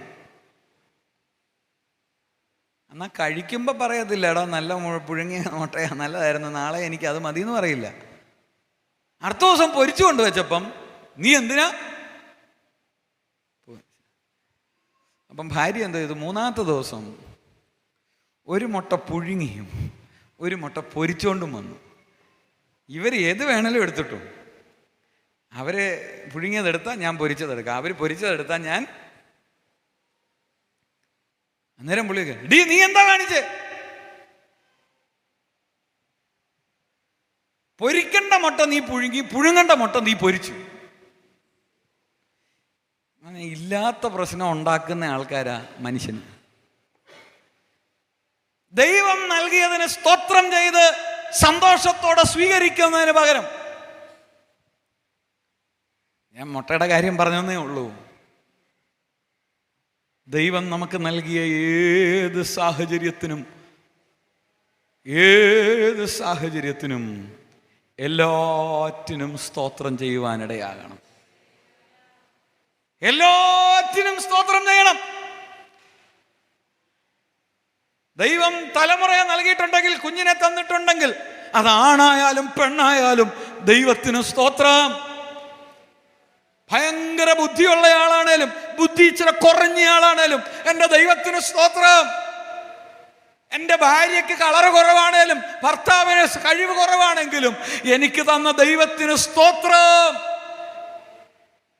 ദൈവം കുടുംബജീവിതം തന്നില്ലേ? എത്രയോ പേർക്ക് അതില്ലാതിരിക്കുന്നു. എത്രയോ പേർക്ക് എഴുന്നേറ്റ് നടക്കാൻ കാലില്ലാതിരിക്കുന്നു, കൈയില്ല, ശ്വാസമെടുക്കാൻ കഴിയാതെ വെന്റിലേറ്ററിൽ കിടക്കുന്നു. ദൈവം ആരോഗ്യം തന്നില്ലേ? ദൈവം കുഞ്ഞുങ്ങളെ തന്നില്ലേ? ദൈവം അപ്പനെ അമ്മയും തന്ന് നല്ല കുടുംബത്തിൽ പിറക്കാൻ ഇടയാക്കിയില്ലേ? ദൈവം കുടുംബജീവിതം തന്നില്ലേ? കുടുംബജീവിതത്തിൽ പ്രവേശിച്ചിട്ട് മക്കളില്ലാതെ എത്ര പേർ കരയുന്നു? ദൈവം തന്ന മക്കൾക്ക് സ്തോത്രം ചെയ്യ്, അവരെ ശപിക്കല്ലേ. ചില മക്കൾ എന്തെങ്കിലുമൊക്കെ ചെയ്തു കഴിഞ്ഞാൽ ഉടനെ അപ്പനും അമ്മയൊക്കെ ചിലരങ്ങ് ശപിച്ചു കളയും. നീ ഗുണം പിടിക്കുകയല്ലടാ, നിന്നെ കൊണ്ട് ഒന്നിനും കൊള്ളുകയില്ല. ഞാൻ പറയട്ടെ, ഈ വാക്കുകൾക്ക് ശക്തിയുണ്ട്. ശാപത്തിന്റെ വാക്കുകൾ ഉരുടല്ലേ. അവരെ എല്ലാറ്റിനും സ്തോത്രം ചെയ്യ്. ദൈവമേ, എനിക്ക് തന്ന എല്ലാ സാഹചര്യത്തിനും നന്ദി. ദൈവമേ, അങ്ങ് എനിക്ക് തന്ന ഈ കൂട്ടായ്മയ്ക്ക് നന്ദി. ദൈവമേ, അങ്ങ് എനിക്ക് തന്ന ഈ സഭയ്ക്ക് നന്ദി. ദൈവമേ, അങ്ങ് എനിക്ക് തന്ന ബോധകർക്കായും നന്ദി.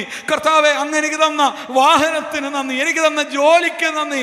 എല്ലാറ്റിനും സ്തോത്രം ചെയ്യുവാൻ നമുക്കിടയായി തീരണം. Praise the Lord.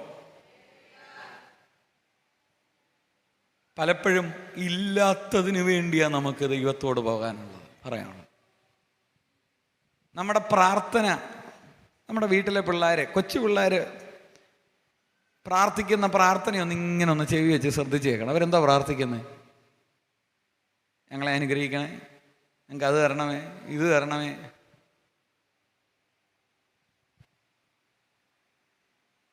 നമ്മളെല്ലാം നമ്മൾ ഉപവാസമൊക്കെ ഇരിക്കുന്നത് എന്തിനു വേണ്ടിയാണ്? കർത്താവേ, ഭാവി നന്നാകണം, എൻ്റെ വീട് വേണം, എൻ്റെ മക്കൾ വിദേശത്ത് പോകണം, എനിക്ക് പ്രൊമോഷൻ കിട്ടണം. ഞാൻ ചോദിക്കട്ടെ, കർത്താവേ, ഇതുവരെ ശ്വാസം എടുക്കാൻ ഒരു കുഴപ്പവും ഇല്ലാതെ എനിക്ക് ആരോഗ്യം തന്നതിന് ഞാൻ ഒരാഴ്ച അങ്ങ് ഉപവാസം എടുത്ത് ദൈവത്തിന് നന്ദി പറയുക എന്ന് പറഞ്ഞ് എത്ര പേര് ഉപവാസം എടുക്കും?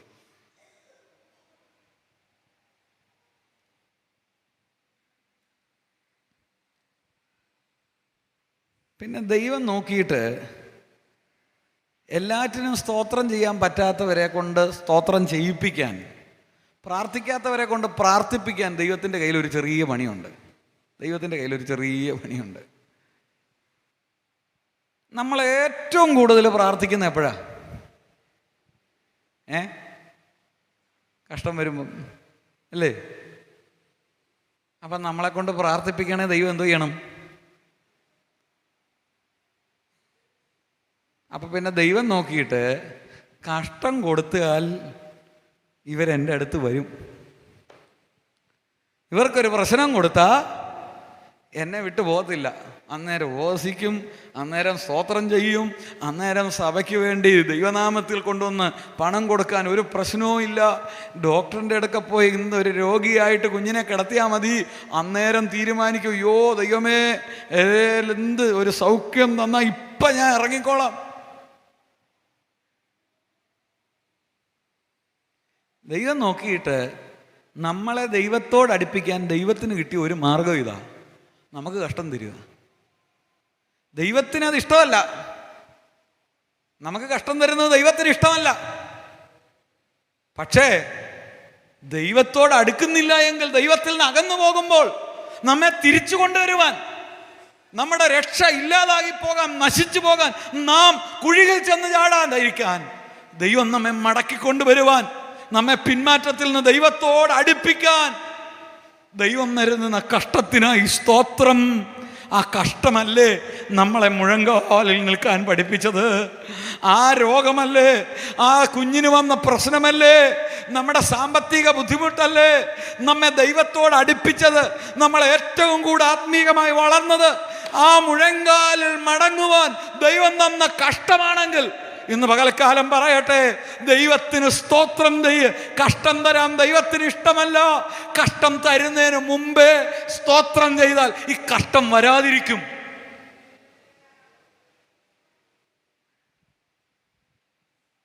ഞാൻ ഗ്യാരണ്ടി പറയുന്ന ഒരു കാര്യമാണ്, ദൈവം നൽകിയതിന് സ്തോത്രം ചെയ്തുകൊണ്ടങ്ങിരുന്നു. കരയേണ്ട കഷ്ടത്തിൻ്റെ ഒരു വിഷയം വരാതെ ദൈവം നമ്മെ ജയത്തോടെ നടത്തും. ദൈവം എനിക്ക് 3 മക്കളെ തന്നിട്ടുണ്ട്. എൻ്റെ കുഞ്ഞുങ്ങൾ ഇപ്പോൾ ഞങ്ങളൊരു മീറ്റിങ്ങിന് പോവുക, അല്ലെങ്കിൽ ഒരു കല്യാണത്തിന് പോവുക, ഏത് ഡ്രസ്സ് ഇടണമെന്നും പറഞ്ഞ് അവരെ ഞങ്ങളുടെ അടുത്ത് വന്ന് കരയുമോ? അടുത്ത വാരം നമുക്കൊരു ഫങ്ഷൻ ഇருக்கு, அந்த ஃபங்க்ஷனுக்கு போகிறதுக்காக ட்ரெஸ் வேணும். ஆனால் என் பையன் வந்து, ஐயோ டாடி எனக்கு ட்ரெஸ்ஸு வாங்கித்தான்னு சொல்லி என்கிட்ட அழுக வேணுமா? வேண்டாம். 10 വയസ്സും 12 വയസ്സ് 10 വയസ്സ് 1.5 വയസ്സുള്ള എൻ്റെ കുഞ്ഞിന് ഡ്രസ്സ് എന്തുവാന്ന് പോലും അറിയത്തില്ല.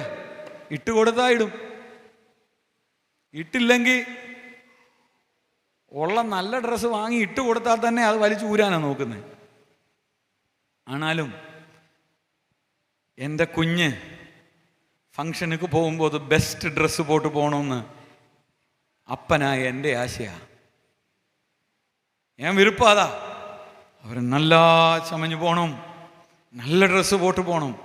அவங்க കേട്ടതിനാലേ ഇല്ല, ഞാൻ അപ്പനാണ് അത് വാങ്ങിക്കൊടുപ്പേ.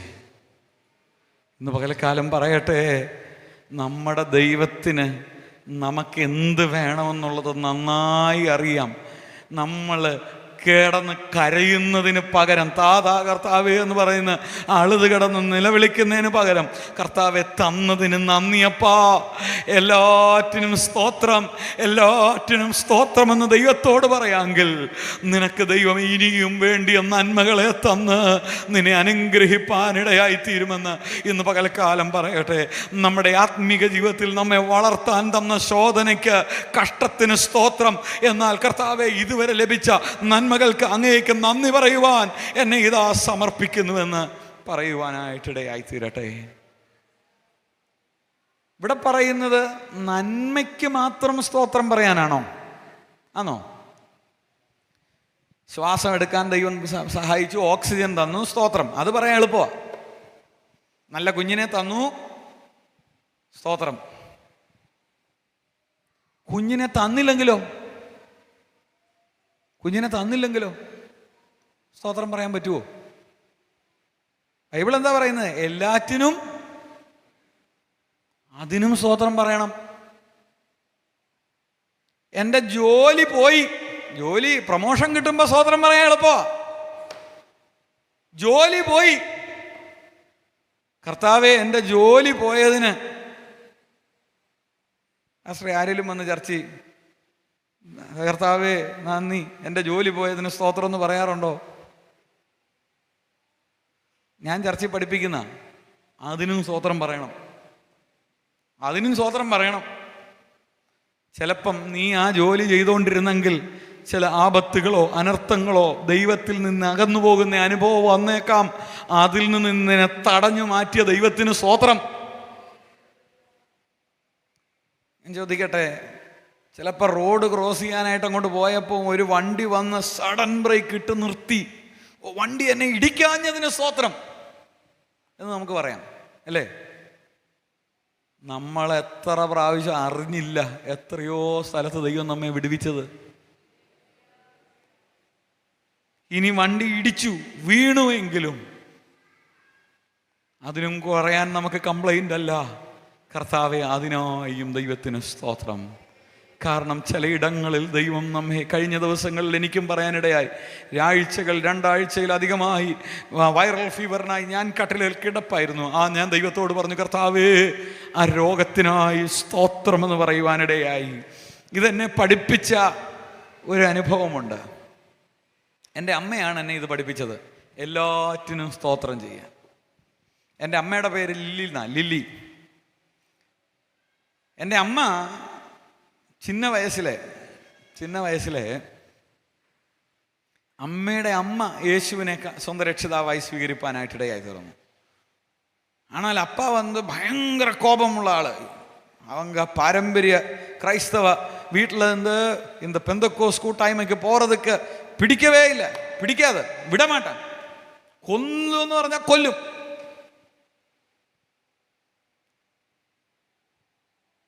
എൻ്റെ അമ്മാവോടെ അമ്മ സ്നാനപ്പെട്ട് വന്നപ്പോൾ അവരന്ന്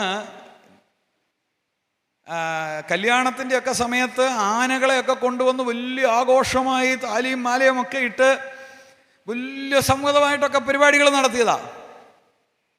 സ്നാനപ്പെട്ടെന്നറിഞ്ഞപ്പോൾ കല്യാണത്തിന് കൊടുത്ത താലിയും മാലയും സ്വർണവും സകലവും എടുത്തു മാറ്റി. ഇനി ഞങ്ങളുടെ വീട്ടിൽ വരണ്ട എന്ന് പറഞ്ഞ് ഇറക്കി വിട്ടതാ. അപ്പം എൻ്റെ അമ്മയുടെ ഉള്ളിലൊരു ചിന്ത വന്നു, അവരുടെ അമ്മ സേവിച്ച ഈ യേശുവിനെ എനിക്ക് വേണം. എൻ്റെ അമ്മയുടെ 10 വയസ്സിൽ അമ്മയുടെ അമ്മ ഈ ലോകത്തിൽ നിന്ന് മാറ്റപ്പെടുവാനിടയായി, ചെറിയ പ്രായത്തിൽ. പക്ഷേ എൻ്റെ അമ്മയ്ക്ക് ഈ ബൈബിള് കൊടുത്തിരുന്നു. പാട്ടി ബൈബിള് അമ്മയ്ക്കിട്ട് കൊടുത്തിരുന്നു. ആ ബൈബിൾ എടുത്ത് വെച്ച് വായിച്ച് ദൈവം ഇടപെടാൻ തുടങ്ങി. സ്കൂളിൽ പോകുമ്പോൾ വായിക്കും. അപ്പനറിയാതെ സ്കൂളിലേക്ക് ബൈബിൾ കൊണ്ടുവച്ചിട്ട് അവിടെ ഇരുന്ന് വായിക്കും. ലഞ്ച് ബ്രേക്കിനിരുന്ന് വായിക്കും. കോയമ്പത്തൂരിൽ താൻ പഠിച്ചുകൊണ്ടിരിക്കുന്ന സമയമാണ്. അവിടെ ഇരുന്ന് ബൈബിൾ വായിച്ച് ദൈവസന്നിധിയിൽ വായിച്ചു. സ്കൂൾ കഴിഞ്ഞു, 10ാം ക്ലാസ് കഴിഞ്ഞു. ദൈവാത്മാവ് ഇടപെട്ടു. യേശുവിനെ ജീവിതത്തിൽ സ്വന്തം രക്ഷിതാവായി സ്വീകരിച്ചു. വേറെ ഒരു പാസ്റ്റർക്കും വീട്ടിൽ വര മുടിയാതെ സ്തോത്രം, ഒരു വിശ്വാസിയെടുത്തും വന്ന് സംസാരിക്കാൻ സമ്മതിക്കയില്ല. പക്ഷെ ബൈബിൾ വാസിച്ചപ്പോൾ ദൈവാത്മാവ് ഇടപെടുവാനിടയായി തീർന്നു. പ്രീ ഡിഗ്രിക്ക് പഠിക്കുമ്പോൾ ബൈബിൾ വാസിച്ചിട്ടിരിക്കുമ്പോൾ ദൈവാത്മാവ് ഉള്ളിൽ സംസാരിച്ചിട്ട് പറഞ്ഞു, മകളെ, നീ പോയി സ്നാനപ്പെടണം, ഞാൻ സ്നാനം എടുക്കണം. അതെടുക്കുവാനായിട്ട് തീരുമാനമെടുത്തു. അപ്പായോട് പറഞ്ഞപ്പോൾ അപ്പ പറഞ്ഞു, ഞാൻ നിന്നെ കൊന്നുകളയുമെന്ന് പറഞ്ഞു. കൊല്ലുമെന്ന് പറഞ്ഞാൽ കൊല്ലും, അതുപോലത്തെ മനുഷ്യനാണ്. കൊല്ലാൻ ഒരു പേടിയില്ല. ഞാനൊക്കെ ചെറിയ വയസ്സിൽ ഏതെങ്കിലും കുറുമ്പ് കാട്ടിയാൽ എന്താണെന്നറിയോ, ഇങ്ങനെ കയ്യിൽ ഇങ്ങനെ പിടിച്ച് പൊക്കി എയറിലിട്ട് അടിക്കും. കാരണം ഓടിപ്പോകാൻ പാടില്ല. അടിക്കണമെങ്കിൽ അവിടെ നിർത്തി അടിക്കുകയല്ല, എയറിൽ ഇങ്ങനെ തൂക്കിയിട്ടിട്ട് അടിക്കും. കൊന്നുകളയുമെന്ന് പറഞ്ഞു അമ്മയോട്. അമ്മ പറഞ്ഞു, എനിക്ക് കോളേജിലെ സബ്ജക്റ്റ് എനിക്ക് മനസ്സിലാകുന്നില്ല, എനിക്ക് സ്നാനപ്പെട്ടില്ലെങ്കിൽ സമാധാനമില്ല, എന്നാലേ എനിക്ക് എക്സാമിന് പഠിക്കാൻ പറ്റും. പ്രീ ഡിഗ്രി എക്സാം വരികയാണ്. എൻ്റെ അമ്മ സ്നാനപ്പെടണമെന്ന് പറഞ്ഞപ്പം പഠിക്കാൻ പറ്റുന്നില്ലെന്ന് പറഞ്ഞപ്പോൾ അപ്പച്ചൻ പറഞ്ഞു, ശരി, നിനക്ക് സ്കൂളിൽ പഠിക്കാൻ വേണ്ടിയിട്ടും കോളേജിൽ പഠിക്കാൻ വേണ്ടി എക്സാമിന് പ്രിപ്പയർ ചെയ്യാൻ മനസ്സ് ഫ്രീ ആകാൻ വേണ്ടി നീ പോയി സ്നാനപ്പെട്ടോ. അതോടെ തീർന്നു, വേറെ ഒന്നും. പക്ഷെ റിസൾട്ട് വരുമ്പം നല്ല റിസൾട്ടോടെ പാസ്സാകില്ല, നിന്നെ കൊല്ലുമെന്ന് പറഞ്ഞു. എൻ്റെ അമ്മ ഓടിപ്പോയി സ്നാനപ്പെട്ടു. തിരിച്ചു വന്ന് എക്സാമിനാണേലും ഇംഗ്ലീഷ് പുസ്തകത്തിനകത്ത് ബൈബിൾ വെച്ച് അത് വായിച്ചുകൊണ്ടിരിക്കും. സ്തോത്രം. എന്നിട്ട് പോയി പരീക്ഷ എഴുതും, തിരിച്ചു വരും. റിസൾട്ട് വന്നപ്പം അവരുടെ നമ്പർ ഇല്ല. നമ്മ കോളേജിൽ നിന്ന് ഓടി കരഞ്ഞ് വീട്ടിൽ വന്ന് മുകളിൽ തട്ടുംപുറത്ത് കയറിയിരുന്ന് കരയാൻ തുടങ്ങി. അപ്പ വൈകിട്ട് വരും, ബിസിനസ് എല്ലാം കഴിഞ്ഞ് വൈകിട്ട് വരും, വന്നാൽ കൊല്ലും. കരഞ്ഞുകൊണ്ടിരുന്ന് ബൈബിൾ എടുത്ത് തുറന്ന് വായിച്ചപ്പോൾ കിട്ടിയ വാക്യമാ, എല്ലാറ്റിനും സ്തോത്രം ചെയ്യുവീൻ. എൻ്റെ അമ്മ ചോദിച്ചു, ദൈവമേ, എങ്ങനെ സ്തോത്രം ചെയ്യും? ഞാൻ ഫെയിലായി, എങ്ങനെ സ്തോത്രം ചെയ്യും? ദൈവം പറഞ്ഞു, എല്ലാറ്റിനും സ്തോത്രം ചെയ്യുവീൻ. പതുക്കെ പറഞ്ഞു, ദൈവമേ, എന്നെ എന്നെ എൻ്റെ റിസൾട്ട് തോപ്പിച്ചതിനായി സ്തോത്രം. ദൈവം പറഞ്ഞില്ല, സന്തോഷത്തോടെ പറ. അമ്മ പറഞ്ഞു, എങ്ങനെ സന്തോഷം വരും ദൈവമേ? ദൈവം പറഞ്ഞു, സന്തോഷത്തോടെ പറ, എപ്പോഴും സന്തോഷിപ്പീൻ, തോറ്റതിലും സന്തോഷിപ്പീൻ, അതിനും സ്തോത്രം ചെയ്യാൻ. പതുക്കെ പതുക്കെ പറയാൻ തുടങ്ങി. 10 പ്രാവശ്യം പറഞ്ഞു, 5 20 പ്രാവശ്യം പറഞ്ഞ് മനസ്സിൻ്റെ ആ കെട്ടൊന്നഴിഞ്ഞു. കർത്താവെ എന്നെ ഫെയിലാക്കിയതിന് സ്തോത്രം, കർത്താവെ എന്നെ ഫെയിലാക്കിയതിന് സ്തോത്രം, കർത്താവെ എന്നെ ഫെയിലാക്കിയതിന് സ്തോത്രം. ഒരു പെന്തക്കോസുകാരും ഇല്ല. സ്തോത്രം. ഒരു വീട്ടിൽ ഏകയായി ഒറ്റയ്ക്കിരുന്ന് ദൈവസന്നിധിയിൽ ബൈബിൾ വായിച്ചപ്പോൾ ദൈവം ഉള്ളിൽ തോന്നിച്ചതാ. അങ്ങനെ പറഞ്ഞുകൊണ്ടിരുന്നപ്പോൾ ഒരു ശബ്ദം കേട്ടു, മകളെ നീ 7 നാൾ കാത്തിരിക്ക. അമ്മ ഓടി നോക്കുകയാണ്, ആരാണ് ഈ പറയുന്നത്? ഇന്ന് വരേക്കും അതുമാതിരി ഒരു ശബ്ദം കേട്ടതില്ല. ബ്രദറോ സിസ്റ്ററോ யாராவது பக்கத்தில் இருந்து ஏமாத்துற அங்கே எல்லாம் போய் தேடி பார்த்து அங்கே யாருமே இல்லை. மேல அங்கே எல்லாம் மகளே நீ 7 நாள் காத்திருக்க. 7 நாள். அம்மா ஓடி போய் அம்மாவோட அப்பாவோட அம்மா அன்னைக்கு இருக்கா. அந்த பாட்டி கிட்ட போய் சொன்னேன், இந்த மாதிரி ஒரு சத்தம் கேட்டிருக்கு. ஈவினிங்கில் அப்பா வந்த போது பாட்டி வந்து அப்பா கிட்ட சொன்னேன், 7 நாள் அவளை தொடக்கூடாது, 7 ദിവസത്തേക്ക് അവളെ തൊട്ടു പോരുതെന്ന് പറഞ്ഞു. വീട്ടിലെ அவங்க എല്ലാം ചേർന്ന് കളിയാക്കി. 7 മക്കൾ, ഇവർ എല്ലാവരും കൂടെ ചേർന്ന് അമ്മയെ കളിയാക്കാം. സ്നാനപ്പെട്ട ലില്ലിയുടെ 7 ദിവസത്തിൽ ഇതാ ദൈവം ഇറങ്ങി വരും, 7-ാം ദിവസം ദൈവം ഇറങ്ങി വരും, 7-ാം ദിവസം ഇറങ്ങി വരുമെന്ന് പറഞ്ഞ് കളിയാക്കാൻ തുടങ്ങി.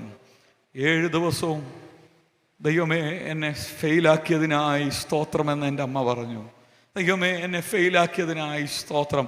7-ാമത്തെ ദിവസം കാലിക്കറ്റ് യൂണിവേഴ്സിറ്റിയിൽ നിന്ന് ടെലഗ്രാം വന്നു, we are sorry, we miss to put your number, you have already passed. ഞങ്ങളോട് ക്ഷമിക്കണം, ടെലഗ്രാമാണ്, നീ പാസ്സായി, ഞങ്ങൾ നമ്പർ ഇടാൻ വിട്ടുപോയതാണ്. ഇന്ന് പകൽക്കാലം എന്നെ കേൾക്കുന്ന ദൈവപൈതലേ, ദൈവാത്മാവിൽ ഞാൻ പറയട്ടെ, തോൽവിയുടെ നടുവിലും സ്തോത്രം, പ്രശ്നങ്ങളുടെ നടുവിലും, ദുഃഖത്തിൻ്റെ നടുവിലും, കഷ്ടത്തിൻ്റെ നടുവിലും ദൈവത്തിന് സ്തോത്രം ചെയ്യേ. ബൈബിൾ പറയുന്നത് എല്ലാറ്റിനും സ്തോത്രം ചെയ്യുവീൻ, ഇതല്ലോ നിങ്ങളെക്കുറിച്ച് ക്രിസ്തേശുവിൽ ദൈവേഷ്ടം.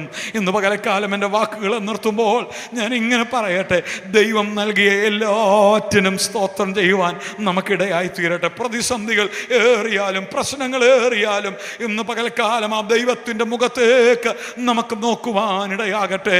ബൈബിൾ പറയുകയാണ്, എപ്പോഴും സന്തോഷിപ്പീൻ, ഇടവിടാതെ പ്രാർത്ഥിപ്പീൻ, എല്ലാറ്റിനും സ്തോത്രം ചെയ്യുവീൻ, ഇതല്ലോ നിങ്ങളെക്കുറിച്ച് ദൈവേഷ്ടം. ആ ദൈവേഷ്ടം ചെയ്ത് ജീവിപ്പാൻ ആ കർത്താവിൻ്റെ കരങ്ങളിലേക്ക് നമ്മെ തന്നെ സമർപ്പിക്കാം. ആ ദൈവത്തിൻ്റെ ഇഷ്ടം ചെയ്ത് ജീവിതാന്ത്യം വരെയും നിലനിൽപ്പാൻ സ്വർഗത്തിലെ ദൈവം നമ്മെ സഹായിക്കട്ടെ എന്ന് പറഞ്ഞുകൊണ്ട് എൻ്റെ വാക്കുകളെ ഞാൻ ചുരുക്കുന്നു. ദൈവത്തിന് നമ്മെ ആശീർവദിക്കുമാറാണ്.